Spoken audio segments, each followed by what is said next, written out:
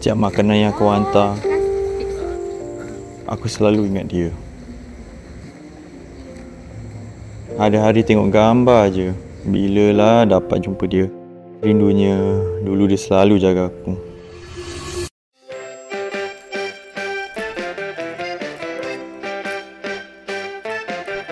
Nek, macam mana nak buat ketupat ni? Oh, nak buat ketupat ni? Mak nenek ajar. Ya, macam ni fungsi macam tu. Kalau kita nak bahagia, kita kena tolong orang susah. Macam nenek tolong Amir buat ketupat ni. Susah kan? Kasih, Nek. Sama. Dulu, dia berkorban segala-galanya untuk besarkan aku. Hai, tadi ada ketupat ke? Betul kak. Okey, terima kasih. Sama kak. Sekarang, giliran aku pula jaga dia. Bos. Tadi ada rendang ni. Alright bos. Thank you.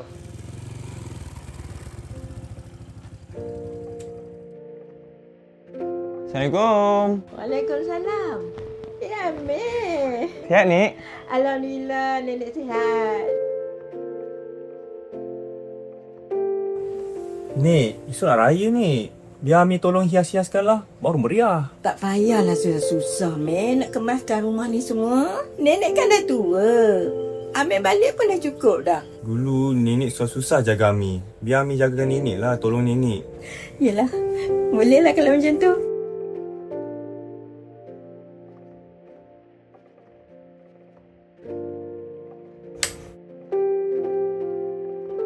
Wah, Mek, cantik je. Tengoklah siapa yang buat ni. Ni, kita berbuka apa hari ni? Ni ada masak apa-apa ke? Nenek tak masak pun. Nenek tak tahu Amir nak balik. Nenek seorang je kan. Selalu makan biskut cicah TO pun dah cukup. Lah, ya ke ni? Tapi tak apa. Amir ada beli rendang dan ketupat untuk kita berbuka hari ni. Amir beli pun selalu teringat nenek selalu masakkan masa Amir kecil. Amir memang seorang cucu yang baik.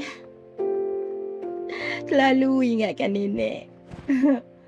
Walaupun Amir sibuk. Tapi Nik, tunggu jap tau. Amir ada benda ni. Tunggu jap.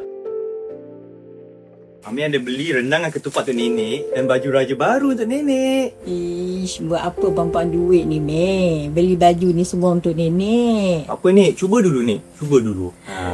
Terima kasih. Sama Nek. Cantiknya Nek. Dah, buat apalah. Mek susah buang duit beli baju kat nenek ni. Baju nenek yang raya tahun lepas tu pun ada lagi boleh pakai. Masih elok lagi. Janganlah membazir. Nek, tak apa Nek.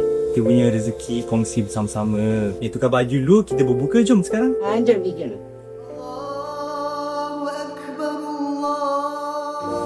Nek, dah azan dah Nek. Jom berbuka.